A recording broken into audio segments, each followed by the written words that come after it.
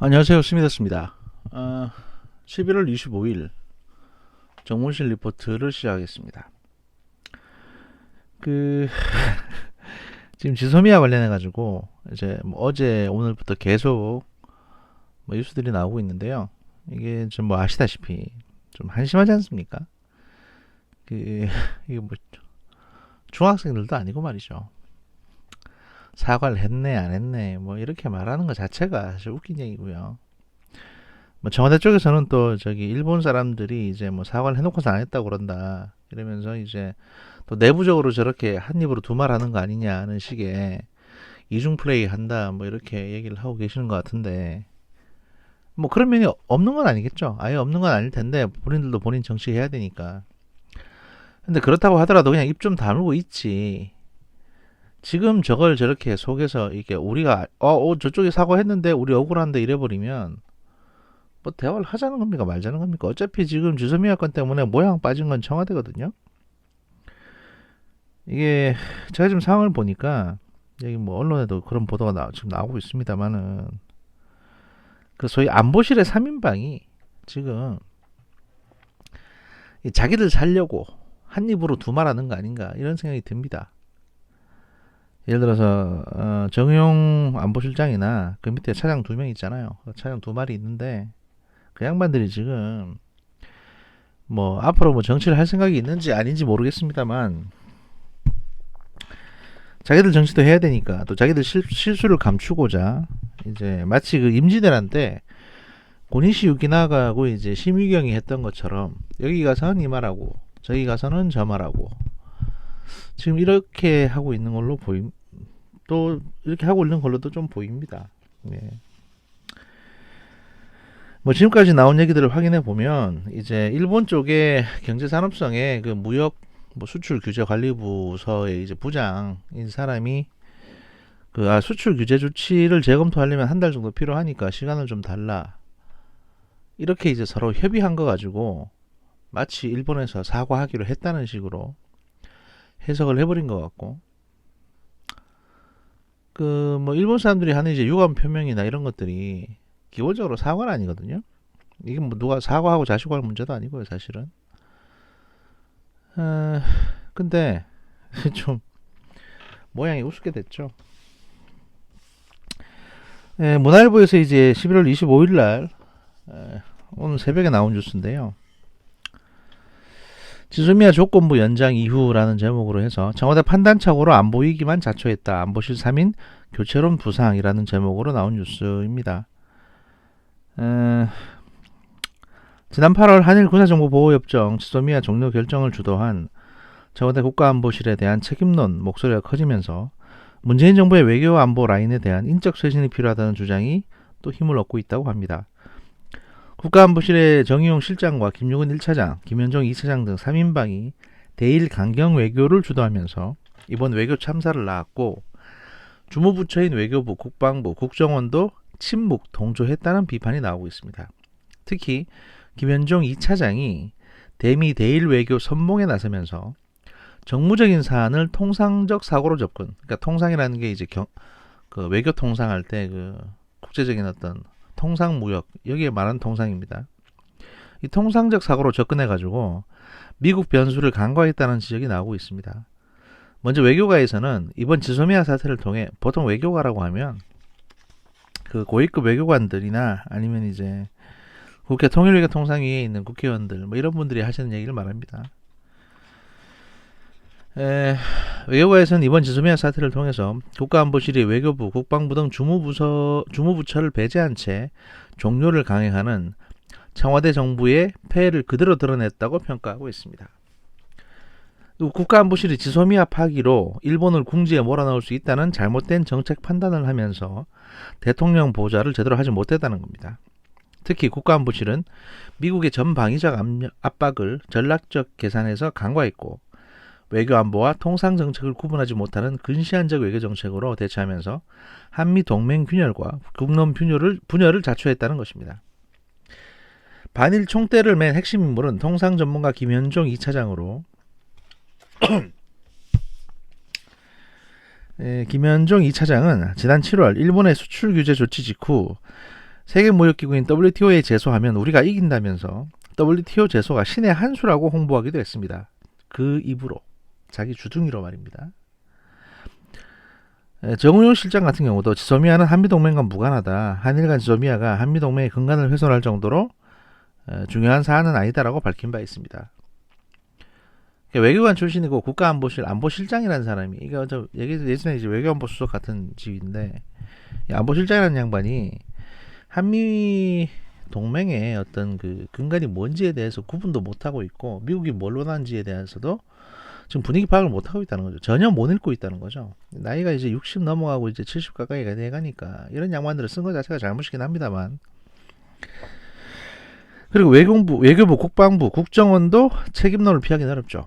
사실 이 사람들이 이렇게 잘 모르면 다른 전문가들이라도 제대로 얘기해 줘야 될 텐데, 정경도 국방부 장관은 눈치나 실실 보고 앉았고, 강경호 외교부 장관은 완전 따당한 상태고, 서훈 국정원장 같은 경우에는 북한 쪽 문제가 성과가 안 나니까 뭐 자기 다음 이제 시기 때 공천 받을 수 있나 없나 가지고 전전긍긍하고 있는 상황입니다. 그러니까 다 그냥 집 앞그릇만 챙기고 있으니까 아주 대통령 보조하는 걸 아주 그냥 다 팽개쳤다는 거죠.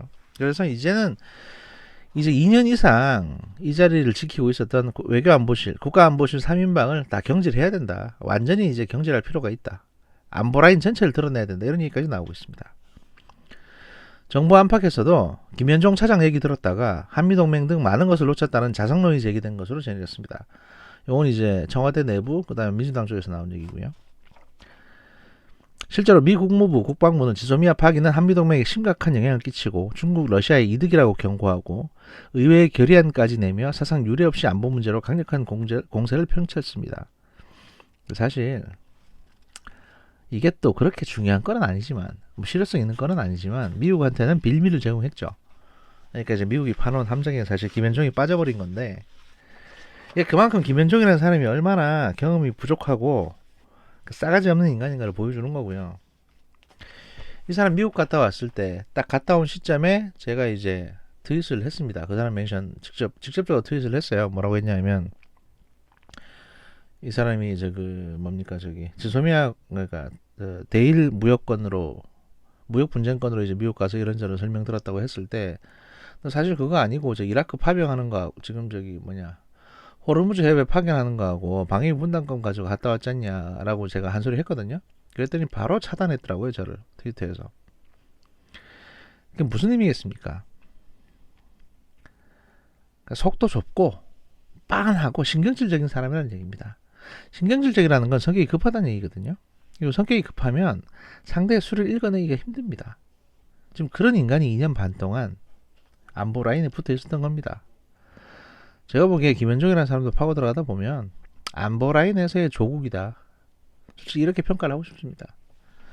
뭐 FTA 협상에서 얼마나 자기가 잘 버텨가지고 잘했는지 모르겠지만 지 혼자 한 것도 아니고 협상을 지 밑에 사람들 다 같이 했지 않습니까? 게다가 그 누굽니까 저기 그 머리 허연 양반 김종훈인가? 뭐 그 사람이 먼저 다 주도해서 처리한 거잖아요. 그 다음에 추가 협정만 좀 해는 게 이제 김현종인데, 그 보수 정부에서 이것저것 할 거 다 하고 이제 진보 정부 넘어와가지고 지가 무슨 그렇게 진보인 사람시고 지금 일해놓은 거 보십시오. 뭐 제대로 뭘 했습니까? 지금 군대나 제대로 갔다 왔습니까?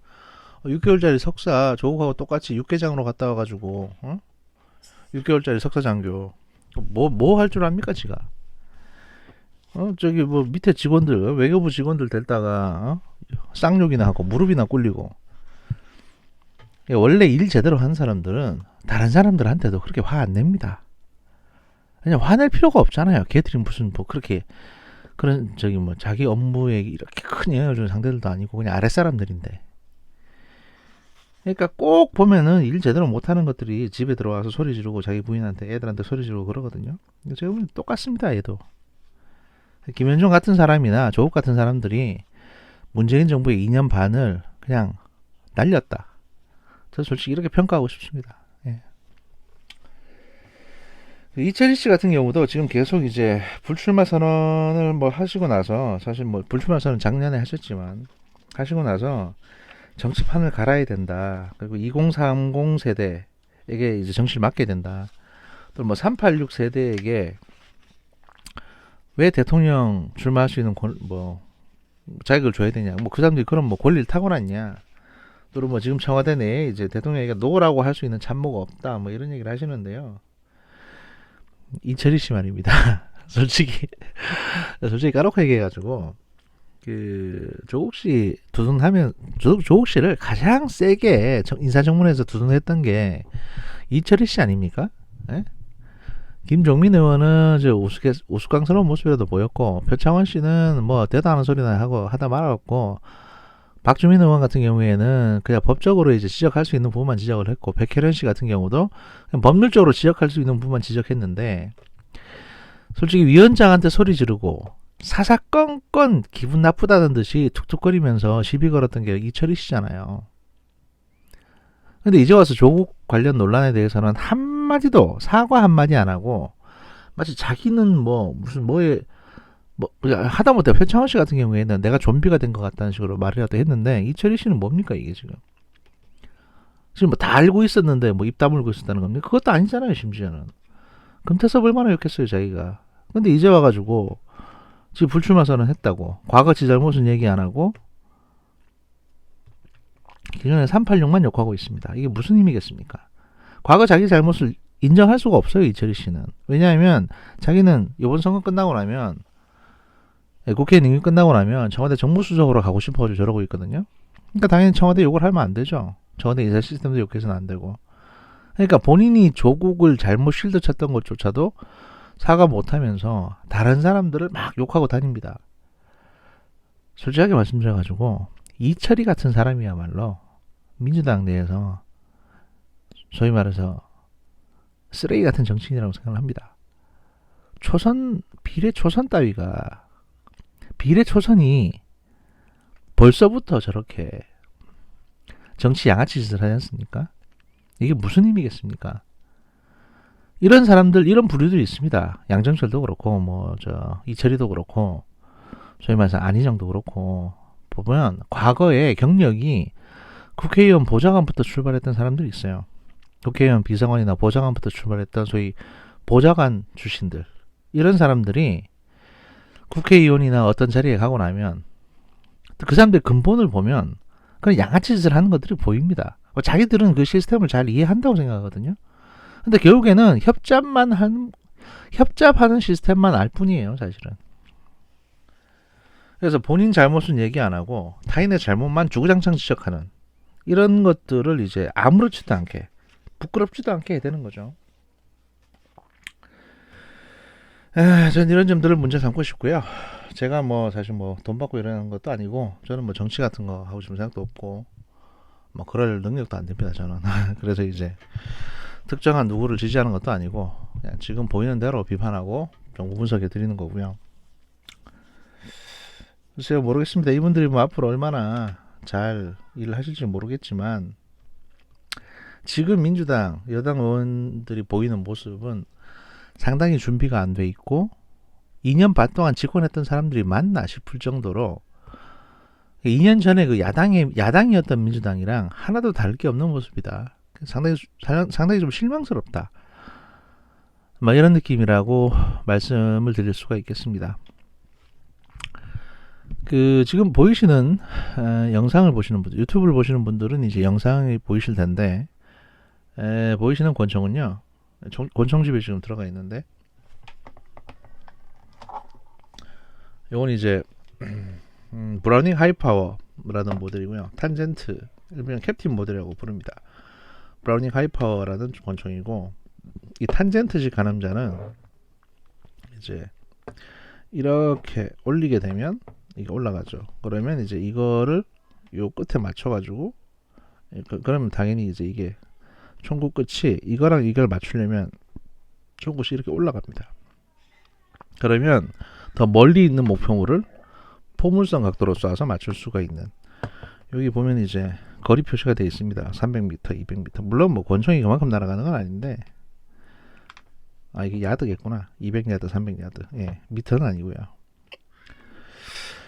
하여튼 브라우닝 하이파워라는 무기고요. 이것도 당연히 대만에서 만든 모형입니다. 비비탄 나가는 보시면 모형 권총이고요. 다만 이제 금속으로 되어 있어서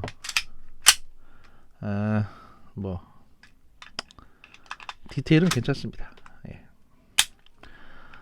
브라우닝 하이파워라는 그 모델입니다. 일단 간단하게 이제 1부는 여기서 마치고요. 제가 바로 또 2부 녹음을 해서 올리도록 하겠습니다. 고맙습니다.